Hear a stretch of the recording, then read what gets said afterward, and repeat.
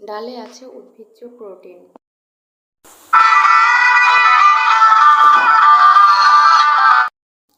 Hello everyone, আসসালামু আলাইকুম। তো বাজারে হচ্ছে যে বেসন, চালের গুঁড়া, তারপরে ময়দা দিয়ে অনেক পেঁয়াজ মরিচ দিয়ে পেঁয়াজও তৈরি করে। তো আমি আজকে ওই ধরনের তৈরি করব না, আজকে আমি ডাল দিয়ে পেঁয়াজুর বড়া তৈরি করা দেখাবো। তো তার জন্য আমি এখানে ডাল নিয়ে নিচ্ছি। ডাল বেটে আমি হচ্ছে যে ডিপে স্টোর করছিলাম পেঁয়াজ, মরিচ, তারপরে আদা রসুন আর একটু হচ্ছে ধনিয়া জিরা গুঁড়া সব মশলা দিয়ে আমি আর ম্যারিনেট করে এটা ডিপে স্টোর করছিলাম। তো আমি ডিপ থেকে এটা বের করে নিয়ে একটু পানি মানে চাটনির মধ্যে রাখলাম যে বাড়তি রসটা বের হয়ে যাওয়ার জন্য। এখন ওইটা হচ্ছে আমি ওপাশে এটা বের হোক রস, আর এপাশে আমি হচ্ছে যে এবার পেঁয়াজ আর হচ্ছে যে মরিচ এগুলো আমি ভালো করে মেখে নিই মশলা দিয়ে। তো তার জন্য এখানে আমি হচ্ছে যে আদা রসুন বাটা একটু দিয়ে নিলাম 1 চামচ, আর হচ্ছে মরিচ একটা, আর হচ্ছে হলুদ আর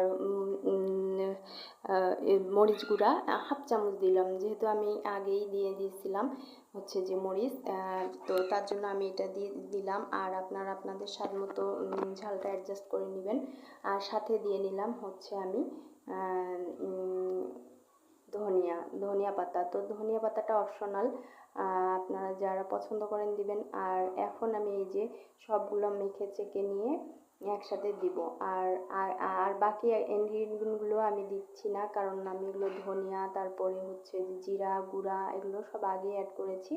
তো তার জন্য এখন আমি ডাল বাটাটা দিয়ে সুন্দর করে মেখে চেকে আধা ঘন্টার মতো রেস্টে রেখে দিব। তো আধা ঘন্টা পরে আমি এটা হচ্ছে ভেজে নিব। আপনারা হাতের কাছে সময় না থাকলে আপনারা করে নিতে পারেন। আমি এটা আধা ঘন্টা রেস্টে রেখে দিচ্ছি, তারপরে এটা আমি ভেজে নিব।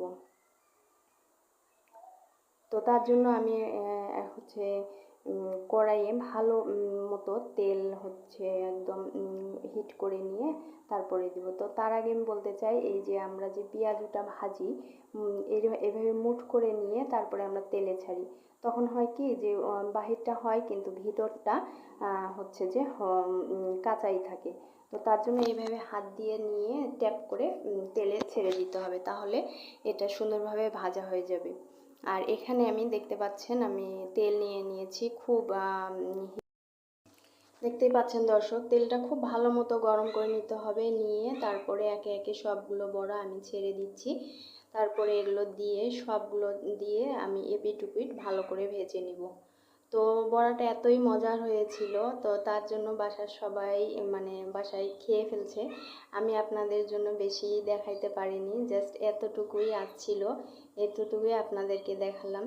তো থ্যাংক ইউ ফর ওয়াচিং।